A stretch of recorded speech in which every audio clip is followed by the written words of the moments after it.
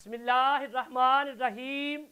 वो बे औलाद मेरे बहन भाई, वो बे औलाद जोड़े जिनके पास अल्लाह पाक ने औलाद नरीना जैसी रहमत से जिनको मारूम रखा, तो याद रखें 12 रबीउल अव्वल आने से पहले पहले, मेरे करीम आका की विलादत से पहले पहले आप ये वाला अमल करें। इंशाअल्लाह अल्लाह पाक आपकी गोद भर देगा, आपको ज़रूर बच्ची बच्चा अता फरमाएगा, औलाद सालिहा और औलाद नरीना अता फरमाएगा। ये वाला अमल, ये वाला वजीफ़ा आप 12 रबीउल अव्वल आने से पहले पहले कर लें।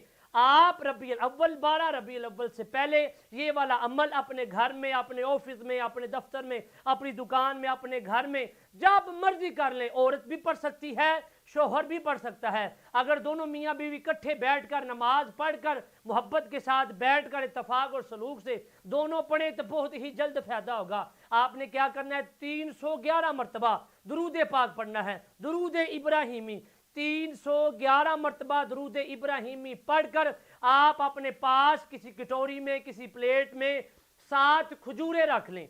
7 खजूरें रख लें।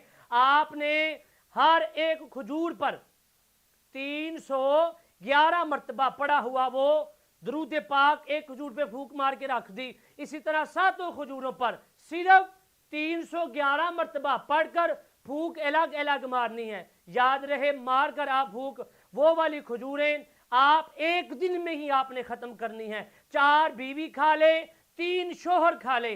311 मरतबा दुरूद पाक पढ़ने के बाद आपने पढ़ना है या मुसव्विरो 41 मरतबा या मुसव्विरो पढ़कर ये वाला अमल करके आप आजमा कर देख लें।